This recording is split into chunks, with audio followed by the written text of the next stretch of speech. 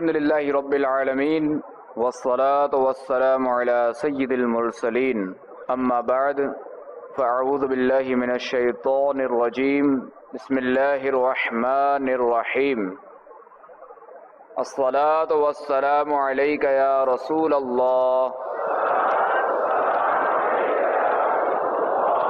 وعلى آلك وأصحابك يا حبيب الله الصلاة والسلام عليك يا نبي الله وعلى آلك وأصحابك يا نور الله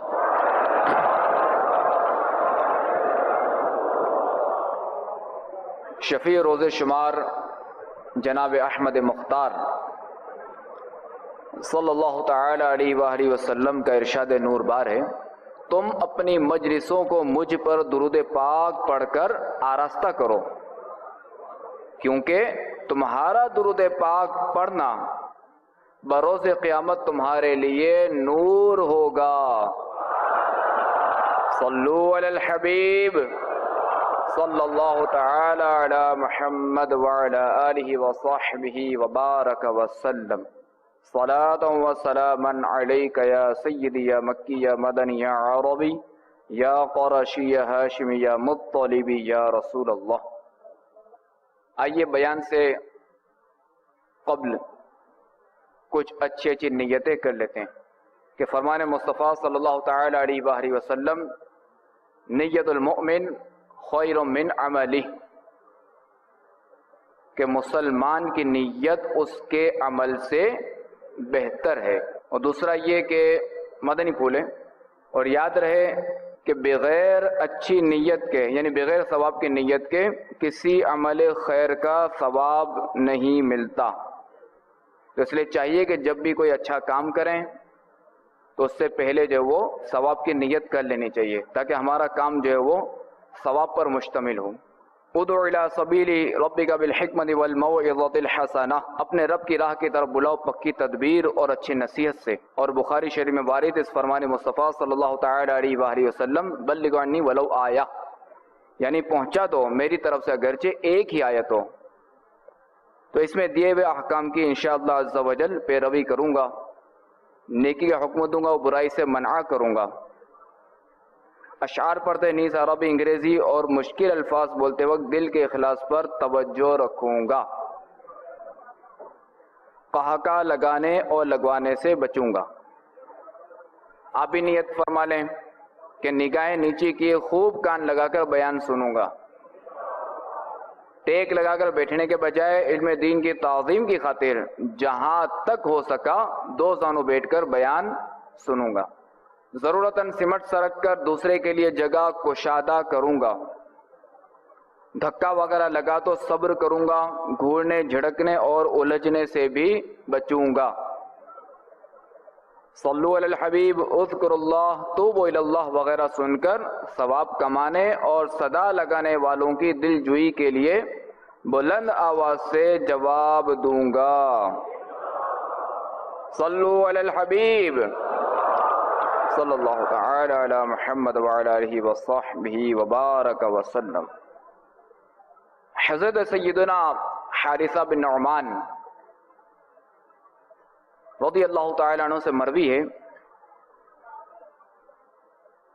کہ نور کے پیکر تمام نبیوں کے سرور صلی اللہ تعالی علیہ وآلہ وسلم نے فرمایا،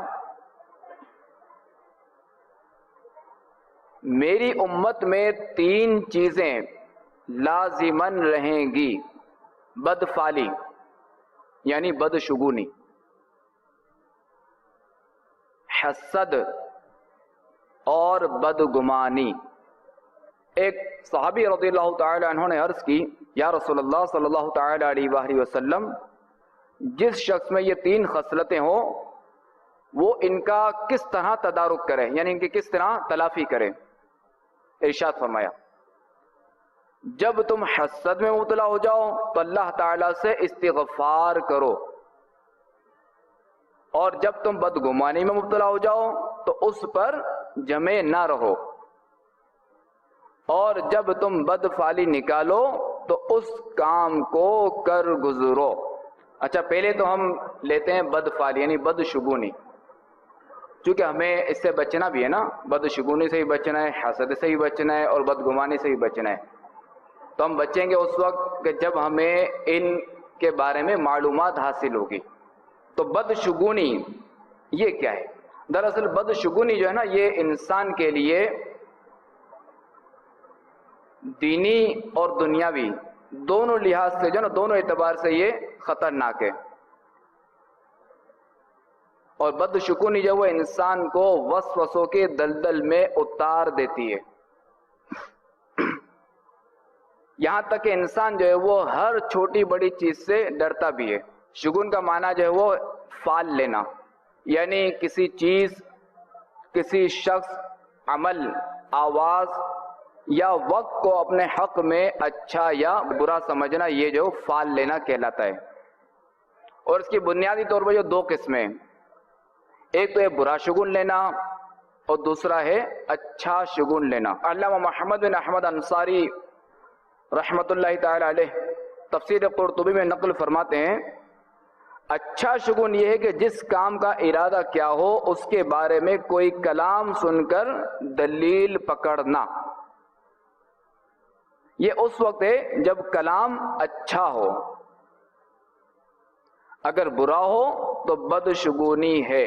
اور شریعت نے اس بات کا حکم دیا ہے کہ انسان اچھا شگون لے کر خوش ہو اور اپنا کام خوشی خوشی پائے تکمیل تک پہنچائے.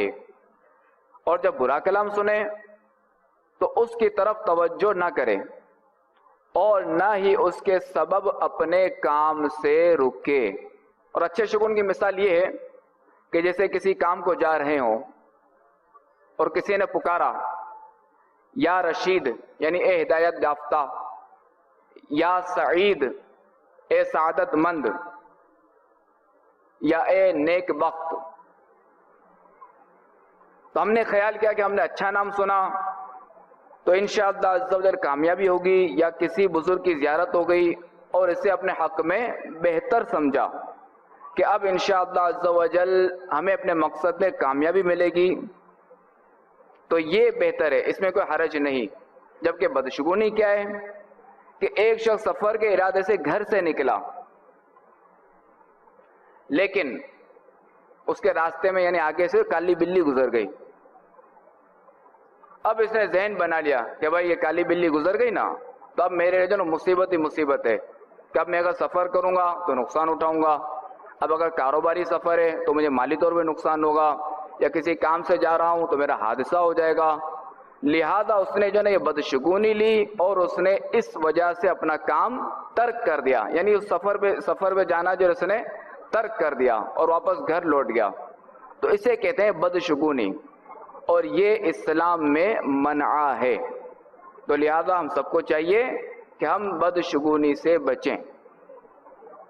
اللہ تبارک و تعالی سے دعا ہے کہ ہمیں بدشگونی سے بچائے. جو دوسری خصلت تھی حسد، حسد کے مہلکات میں سے، کیونکہ حسد جو ہے مہلک بیماری ہے، تو اس کا جاننا جو وہ فرائض میں سے ہے. تو اس کے بارے میں بھی علم حاصل ہونا ضروری ہے، فرض ہے. جس طرح غیبت کا علم حاصل ہونا فرض ہے، اس طرح حسد کا علم بھی حاصل ہونا فرض ہے. مدینے کے سلطان رحمت عالمیان سرور ذیشان صلی اللہ تعالی علیہ وآلہ وسلم نے فرمایا، آپس میں حسد نہ کرو، آپس میں بغض و عداوت نہ رکھو، پیٹھ پیچھے ایک دوسرے کی برائی بیان نہ کرو، اور اے اللہ عز و جل کے بندو بھائی بھائی ہو کر رہو. مفسر شہیر حکیم الامت حضرت مفتی احمد یار خان علیہ رحمت الحنان اس حدیث پاک کے تحت فرماتے ہیں، یعنی بدگمانی، حسد، بغض وغیرہ وہ چیزیں ہیں جن سے محبت ٹوٹتی ہے اور اسلامی بھائی چارہ محبت چاہتا ہے. لہذا یہ عیوب چھوڑو تاکہ بھائی بھائی بن جاؤ. اب آئیے حسد کی تعریف کیا ہے، یعنی حسد کسے کہتے ہیں. کسی کی بھی دینی یا دنیاوی نعمت کا زوال چاہنا، یعنی یہ تمنا کرنا کہ زید کے پاس جو دینی نعمت ہے یا دنیاوی نعمت ہے اس کا زوال چاہنا، یعنی یہ نعمت اس سے چھن جائے، یا یہ خواہش کرنا کہ فلاں کو یہ نعمت یعنی زید کو یہ نعمت نہ ملے. تو یہ جو ہے نا یہ چاہنا یہ حسد کہلاتا ہے، اور جو یہ چاہے اسے حاسد کہتے ہیں، یعنی حسد کرنے والا. اور یہ بھی یاد رہے کہ ہر حسد ایک جیسا نہیں ہے، بلکہ اس کی 4 قسمیں ہیں. حسد کی کتنی قسمیں ہیں؟ اور ہر ایک کا الگ الگ شرعی حکم ہے. لہذا جب بھی دل میں کسی کی نعمت چھن جانے کی خواہش پیدا ہو تو خوب اچھی طرح غور کر لیجئے کہ یہ خواہش حسد کی کون سی قسم کے تحت آتی ہے. ان اقسام کی وضاحت کرتے ہوئے مفسر شہیر حکیم الامت حضرت مفتی احمد یار خان علیہ رحمت اللہ الحنان تفسیر نعیمی میں فرماتے ہیں کہ حسد کے 4 درجے ہیں. پہلا یہ ہے کہ حاسد دوسروں کی نعمت کا زوال چاہے، یعنی اسے چھن جانا چاہے کہ یہ نعمت چھن جائے اس سے، خواہ اسے ملے یا نہ ملے مگر اس کے پاس سے جاتی رہے. اس قسم کا حسد مسلمانوں پر گناہ کبیرہ ہے اور کافر و فاسق کے حق میں جائز. یعنی کافر یا فاسق سے یہ تمنا کرنا، اس کے حوالے سے تمنا کرنا کہ یہ جو نعمت اس کے پاس ہے یہ چھن جائے تو یہ جائز ہے. حسد کا دوسرا درجہ یہ ہے کہ حاسد دوسرے کی نعمت خود لینا چاہے کہ فلاں کا باغ یا اس کی جائیداد میرے پاس آ جائے یا اس کی ریاست کا میں مالک بنوں. یہ حسد بھی مسلمانوں کے حق میں حرام ہے. تیسرا درجہ، حاسد اس نعمت کے حاصل کرنے سے خود تو عاجز ہے، اس لیے آرزو کرتا ہے کہ دوسروں کے پاس بھی نہ رہے تاکہ وہ مجھ سے بڑھ نہ جائیں. یہ بھی منع ہے. یعنی جیسے کسی کے پاس کوئی عالی شان گاڑی ہے، اب وہ شخص چاہتا ہے، اب چونکہ وہ تو عالی شان گاڑی لے نہیں سکتا کہ وہ تو نوکری پیشہ ہے، کہاں سے گاڑی لائے گا، تو اب یہ یہاں عاجز ہو گیا، اب جو ہے یہ یہاں گاڑی اس طرح کی حاصل نہیں کر سکتا. تو اب یہ اس لیے آرزو کرتا ہے کہ اس کے پاس بھی نہ رہے، چونکہ میں نہیں لے سکتا تو اس کے پاس بھی نہ رہے، تو یہ بھی منع ہے. اور چوتھا درجہ یہ ہے کہ وہ تمنا کرے کہ یہ نعمت اوروں کے پاس بھی رہے اور مجھے بھی مل جائے، یعنی اوروں کا زوال نہیں چاہتا، اپنی ترقی کا خواہش مند ہے. اسے غبطہ یعنی رشک یا تنافس یعنی للچانا کہتے ہیں. صلو علی الحبیب صلی اللہ تعالی علی محمد وعلی آلہ وصحبہ وبارک وسلم. تو اللہ تبارک و تعالی ہمیں حسد سے بچائے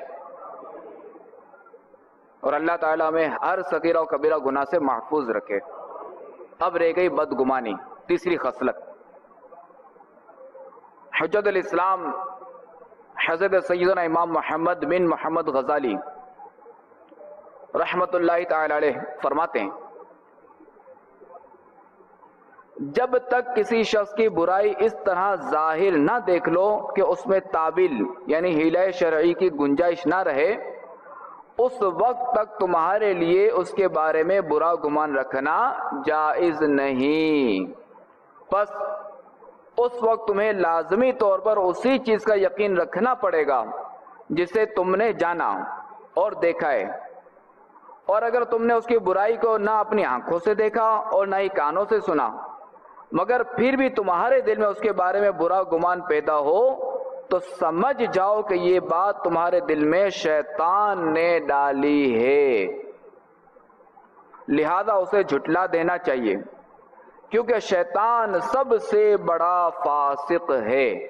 مزید فرماتے ہیں کہ یہاں تک کہ اگر کسی شخص کے منہ سے شراب کی بو آ رہی ہو تو اس کو شرعی حد لگانا جائز نہیں، کیونکہ ممکن ہے کہ اس نے شراب کا گھونٹ پیا اور اتارنے سے پہلے اس نے نکال دینی کلی کر لی، یا کسی نے اسے زبردستی شراب پلا دی ہو. تو چونکہ یہاں یقین احتمال پایا جا رہا ہے تو ثبوت شرعی کے بغیر محض قلبی تصدیق کر دینا اور اس مسلمان کے بارے میں بدگمانی کرنا جائز نہیں. میٹھے میٹھے اسلامی بھائیوں، دیکھا آپ نے کہ ہمارا مذہب اسلام کیسا مذہب ہے کہ حالانکہ اس کے منہ سے شراب کی بو آ رہی ہے، مگر پھر بھی چونکہ ہم نے دیکھا نہیں کہ اس نے شراب پی یا نہیں پی، ہم نے نہیں دیکھا کہ اس نے شراب پی، اور اب بھی ہم بدگمانی نہیں کریں. چونکہ یہاں احتمال آ گیا نا کہ جہاں بھی کسی بات میں احتمال ہوگا تو ہم اچھے کی طرف جائیں گے. تو ہمیں چاہیے کہ ہم بدگمانی سے بھی بچیں، اور اس کے لیے بدگمانی سے بچنے کے لیے بھی یا اس میں جو مبتلا ہوتے ہیں تو اس کی ابتلا کا ایک سبب جو ہے وہ بری صحبت بھی ہے، کہ اگر صحبت غلط ہوگی تو اسے ظاہر ہے کہ وہ اس طرح گناہوں بھرے ذہن ملیں گے، بدگمانی کا ذہن ملے گا، غیبت کرنے کا ذہن ملے گا، جھوٹ بولنے کا ذہن ملے گا. تو اس لیے چاہیے کہ اپنی صحبت پہ بھی غور کرنا چاہیے کہ ہماری صحبت کیا ہے، کہ ہماری صحبت ایسی تو نہیں ہے کہ جس سے ہم گناہوں میں مبتلا ہو رہے ہوں. سلطان دو جہان شہنشاہ کون و مکان رحمت عالمیان صلی اللہ تعالی علیہ وآلہ وسلم کا فرمان عظیم الشان ہے کہ جسے یہ پسند ہو کہ اس کے لیے جنت میں محل بنایا جائے اور اس کے درجات بلند کیے جائیں، اسے چاہیے کہ جو اس پر ظلم کرے اسے معاف کر دے، جو اسے محروم کرے اسے عطا کرے، اور جو اس سے قطع تعلق کرے اس سے تعلق جوڑے. یعنی ہمارے آقا علیہ الصلوۃ والسلام نے کیا فرمایا؟ محل یعنی جنتی محل کے لیے کہ جو چاہتا ہے، یعنی جو یہ چاہتا ہے کہ اس کے لیے جنت محل بنایا جائے تو اسے چاہیے کہ جو اس پر ظلم کرے اسے وہ معاف کر دے، اور جو اسے محروم کرے اسے عطا کرے، اور جو اسے قطع تعلق کرے اس سے تعلق جوڑے. یعنی دیکھیں ہمارے اسلام میں کتنی بھائی چارگی ہے، اور ہمیں جو ہے وہ کس طرح اس طرف لایا جا رہا ہے کہ کسی بھی طریقے سے اپنے مسلمان سے بنا کے رکھیں، مسلمان بھائی سے بنا کے رکھیں، اس سے ہم تعلق ختم نہ کریں. اگر وہ ہم پر ظلم بھی کرتا ہے تب بھی ہم معاف کریں، تو اسے اختیار ہے. جیسے زید نے اگر بکر کو مارا تو بکر کو اختیار ہے کہ چاہے تو اسے بدلہ لے اور چاہے تو معاف کر دے. تو بہتر درجہ کیا ہے کہ وہ معاف کرے، اور جو اسے محروم کرے یعنی جو شخص اسے محروم کر رہا ہو اس سے وہ عطا کرے. یعنی ہمارا مذہب ہمیں کیا سکھاتا ہے کہ جو تمہیں محروم کرے اسے عطا کرو، اور جو تم سے قطع تعلق کرے اسے تعلق جوڑو. حضرت سیدنا انس رضی اللہ تعالیٰ عنہ سے مروی ہے کہ میدان محشر میں جب تمام بندے حساب کے لیے کھڑے کیے جائیں گے تو ایک منادی یہ اعلان کرے گا کہ جس کا اجر اللہ تعالیٰ کے ذمے ہے اسے چاہیے کہ وہ کھڑا ہو جائے اور جنت میں داخل ہو جائے. پوچھا جائے گا کہ وہ کون ہے کہ جس کا اجر اللہ تعالیٰ کے ذمے ہے؟ منادی کہے گا جو لوگوں کی خطاؤں کو معاف کرنے والے ہیں. تو یہ سن کر ہزاروں آدمی کھڑے ہو جائیں گے اور بلا حساب و کتاب جنت میں داخل ہو جائیں گے. تو معلوم ہوا کہ اگر کسی سے خطا ہو جائے، کوئی غلطی ہو جائے، یا اگر وہ ہمارا حق تلف کر دے یا ہماری دل آزاری کر دے تو ہمیں اسے معاف کر دینا چاہیے، اور ہمیں اس بشارت کا حقدار بننا چاہیے. اور جہاں یہ بشارت معاف کرنے والے کے لیے تو وہاں وعید بھی ہے کہ جو معاف نہیں کرتا. رسول بے مثال بی بی آمنہ کے لال صلی اللہ تعالی علیہ وآلہ وسلم کا فرمان عالی شان ہے، ہر پیر اور جمعرات اللہ تعالیٰ کی بارگاہ میں اعمال نامے پیش کیے جاتے ہیں تو اللہ تبارک و تعالی آپس میں بغض رکھنے اور قطع رحمی کرنے والوں کے علاوہ سب کی مغفرت فرما دیتا ہے. جب ہم معاف نہیں کریں گے تو ذرا آپس میں جو ہے نا بغض و کینہ بڑھے گا. تو ایسا نہ ہو کہ ہم معاف نہ کریں اور بغض و کینہ کی وجہ سے ہم جو ہے وہ مغفرت سے محروم رہیں. تو ہمیں معافی کو عام کرنا چاہیے. شہنشاہ بنی آدم رسول محتشم صلی اللہ تعالی علیہ وآلہ وسلم کا فرمان علی شان ہے، تم میں پچھلی امتوں کی بیماری ضرور پھیلے گی اور وہ بغض و حسد ہے. اور بغض ایسا اس طرح ہے کہ جو دین کاٹتا ہے نہ کہ بالوں کو. اس ذات پاک کی قسم جس کے قبضہ قدرت محمد کی جان ہے صلی اللہ علیہ وسلم، تم اس وقت تک کامل مومن نہیں ہو سکتے جب تک آپس میں محبت نہ کرو. کیا میں تمہیں ایسی چیز نہ بتاؤں کہ جب تم اس پر عمل کرو تو آپس میں محبت کرنے لگو؟ سنو، آپس میں سلام کو عام کرو. تاجدار مدینہ راحت قلب و سینہ صلی اللہ تعالی علیہ وآلہ وسلم نے ارشاد فرمایا، اے اللہ تعالیٰ کے بندو، آپس میں بھائی بھائی بن جاؤ، اور کسی بھی مسلمان کے لیے جائز نہیں کہ وہ اپنے بھائی سے 3 دن سے زیادہ جدائی یعنی ناراضی اختیار کرے. سرکار نامدار دو عالم کے مالک و مختار صلی اللہ تعالی علیہ وآلہ وسلم نے ارشاد فرمایا، ایک دوسرے سے پیٹھ نہ پھیرو، نہ ایک دوسرے سے دشمنی کرو، نہ حسد کرو، اور نہ تعلقات توڑنے والے بنو. اور اللہ تعالیٰ کے بندو، بھائی بھائی بن جاؤ. مسلمان کا بھائی ہے، نہ اس پر ظلم کرتا ہے، نہ اسے محروم کرتا ہے، اور نہ اسے رسوا کرتا ہے. نبی پاک صاحب الاولاق صلی اللہ تعالی علیہ وآلہ وسلم نے فرمایا، مومن دوسرے مومن کے لیے عمارت کی مثل ہے کہ اس کا بعض کو قوت پہنچاتا ہے. پھر آپ علیہ الصلوۃ والسلام نے ایک ہاتھ کی انگلیاں دوسرے ہاتھ کی انگلیوں میں داخل فرمائیں. تو میٹھے اسلامی بھائیوں، یاد رکھیے کہ شیطان لعین یہ کبھی بھی نہیں چاہے گا کہ مسلمان جو ہے وہ آپس میں محبت کے ساتھ رہیں. وہ کبھی نہیں چاہے گا، کیونکہ اگر ایسا ہوا تو اسلام کو ترقی ملے گی. تو یہ لعین، یہ مردود ہر طریقے سے مسلمانوں کو آپس میں لڑوانے کی کرے گا. کبھی جو وہ چگلی کے ذریعے لڑوائے گا، کبھی غیبت کے ذریعے لڑائی کروائے گا، تو کبھی حسد کے ذریعے لڑائی کروائے گا. یعنی کسی نہ کسی طریقے سے اس کا کام ہے مسلمانوں کو آپس میں لڑوانا. اب یہ ہمارا کام ہے کہ ہم اس کا تحفظ کریں، یعنی لڑائی سے بچیں، یعنی شیطان مردود سے جو ہے وہ بچیں. یہ ہمارا کام ہے. اب ہم اس سے کیسے بچیں یہ بھی ظاہر ہے کہ ضروری ہے کہ ہم اس سے کیسے بچیں، جاننا بھی ضروری ہے. تو اس کے لیے جو نا، اس سے بچنے کے لیے مدنی ماحول آپ کے سامنے،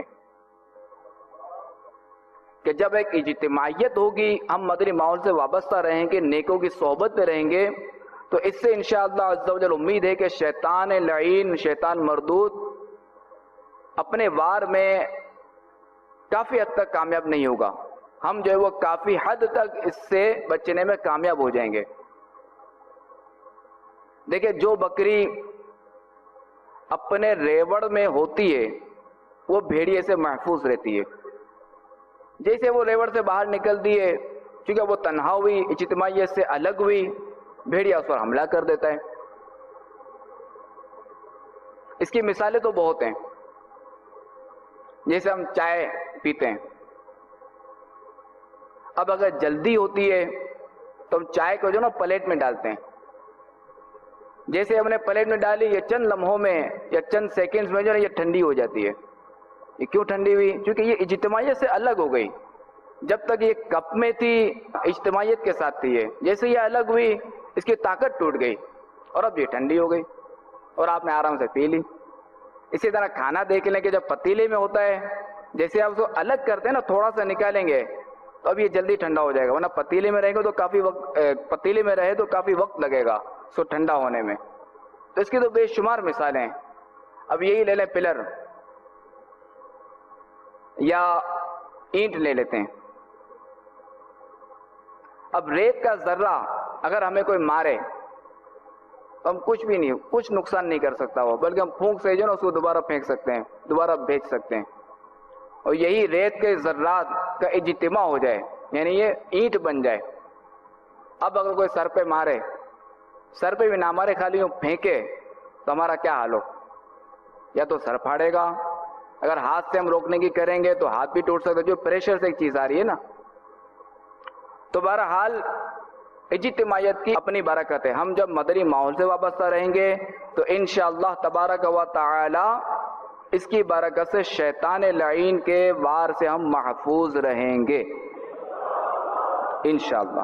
سرکار دو عالم نور مجسم صلی اللہ تعالی علیہ وآلہ وسلم کا فرمان الفت نشان ہے، لا یبلغنی احد من اصحابی عن احد شیئا فانی احب ان اخرج الیکم وانا سلیم الصدر. یعنی مجھے میرا کوئی بھی صحابی کسی دوسرے کی کوئی بات نہ پہنچائے، میں چاہتا ہوں کہ تمہارے پاس صاف سینہ لیے آیا کروں.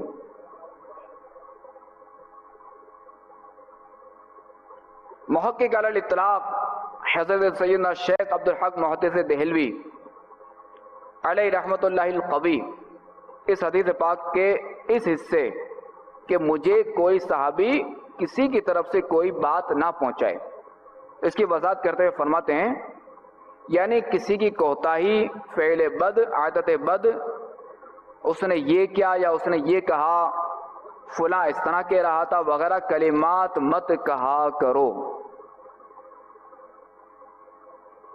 اچھا، حدیث پاک کا یہ حصہ کہ میں چاہتا ہوں کہ تمہارے پاس صاف سینہ آیا کروں، اس کی وضاحت کرتے ہوئے مفتی احمد یار خان علیہ رحمت الحنان فرماتے ہیں یعنی کسی کی دشمنی، کسی سے نفرت دل میں نہ ہوا کرے.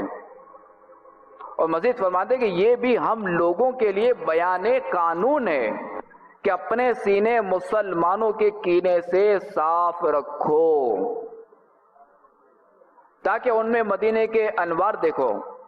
ورنہ حضور صلی اللہ تعالی علیہ وآلہ وسلم کا سینہ رحمت نور کرامت کا خزانہ ہے اور وہاں نفرت و کینے کی پہنچ ہی نہیں.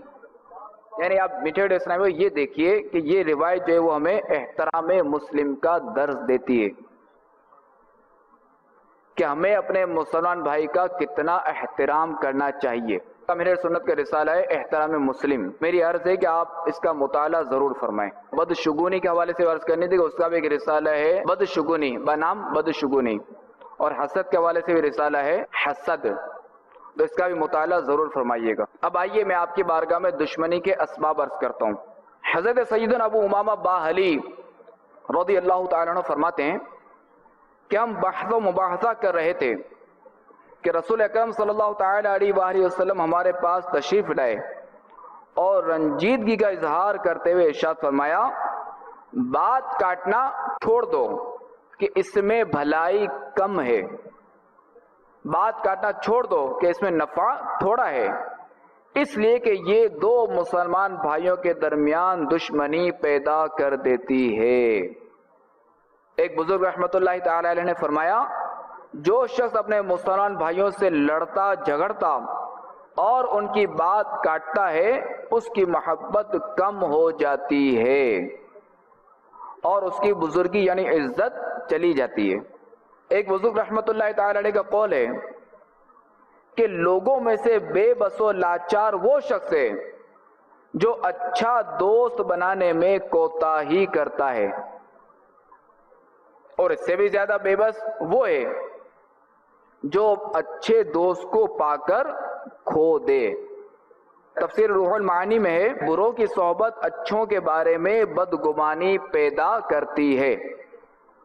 یعنی جو بروں کی صحبت ہے نا وہ اچھے لوگوں کے بارے میں جو نا بدگمانی پیدا کرتی ہے. تو ہمیں چاہیے کہ ہم اچھوں کی صحبت حاصل کریں اور بروں کی صحبت سے دور رہیں. یعنی کوئی یہ نہ سمجھے کہ میں بروں کے پاس رہ کر بھی جو ہے وہ برا نہیں بن سکتا بلکہ اچھا ہی رہوں گا، تو اس کی غلط فہمی ہے کہ الصحبت مؤثرہ، کہ صحبت جو ہے نا وہ ضرور اثر رکھتی ہے. جیسے تل کو اگر ہم گلاب کے پھول میں ڈال دیں، اب یہ تل کہے کہ بھائی میں جو ہے نا سفید ہی رہوں گا، یہ نہیں ہو سکتا، یہ گلاب کا جو ہے نا اثر ضرور آئے گا، بیچارہ ضرور یہ گلابی ہو جائے گا. تو ہمیں چاہیے کہ ہم اچھوں کی صحبت رہیں اور بروں کی صحبت بالکل ہی ترک کر دیں کہ کہیں ایسا نہ ہو کہ ہم بھی جو ہے وہ بروں کے سبب بروں کی صحبت میں رہ کر برے بن جائیں۔ حجت الاسلام حضرت سیدنا امام محمد بن محمد غزالی علیہ رحمۃ اللہ الوالی فرماتے ہیں، جب تمہارا بھائی تمہارے سامنے کوئی عذر پیش کرے، چاہے سچا ہو یا جھوٹا، اس کا عذر قبول کرو۔ نبی اکرم صلی اللہ تعالی علیہ وآلہ وسلم نے فرمایا، جو اپنے بھائی کے سامنے معذرت کرے مگر وہ معذرت قبول نہ کرے تو اس معذرت قبول نہ کرنے والے پر ظلماً ٹیکس لینے والے کی مثل گناہ ہوگا۔ یعنی ہمیں چاہیے کہ اگر وہی بات آ گئی، اگر کسی سے کوئی غلطی ہو جائے اور اگر وہ شخص معذرت چاہے، معافی چاہے، تو اسے معاف کر دینا چاہیے۔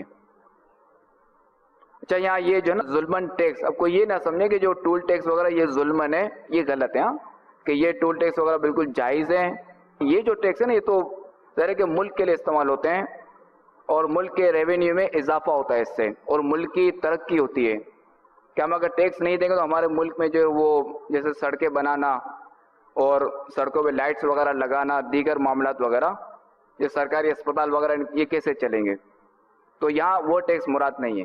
ایک شخص نے کسی دانا یعنی عقل مند سے کہا، میں آپ سے دوستی کرنا چاہتا ہوں، تو دانا نے کہا، میری 3 شرطیں ہیں، انہیں منظور کرو گے تو میں تمہیں دوست بناؤں گا۔ اس نے کہا، بیان کیجیے۔ تو دانا نے کہا، تم میرے خلاف کوئی شکایت نہ سنو گے، کسی معاملے میں میری مخالفت نہیں کرو گے، اور تیسری شرط، بے سوچے سمجھے میرے خلاف کوئی اقدام نہیں اٹھاؤ گے۔ یہ واقعی ہمیں بھی چاہیے کہ اپنے مسلمان بھائی کے خلاف کوئی شکایت نہ سنیں، اسی طرح کسی اپنے اسلامی بھائی کی مخالفت بھی نہ کریں بلا وجہ شرعی، اور بلا سوچے سمجھے یعنی سوچے سمجھے بغیر کسی کے خلاف کوئی قدم نہیں اٹھانا چاہیے۔ حضرت سیدنا جنید بغدادی رحمت اللہ تعالی علیہ نے فرمایا،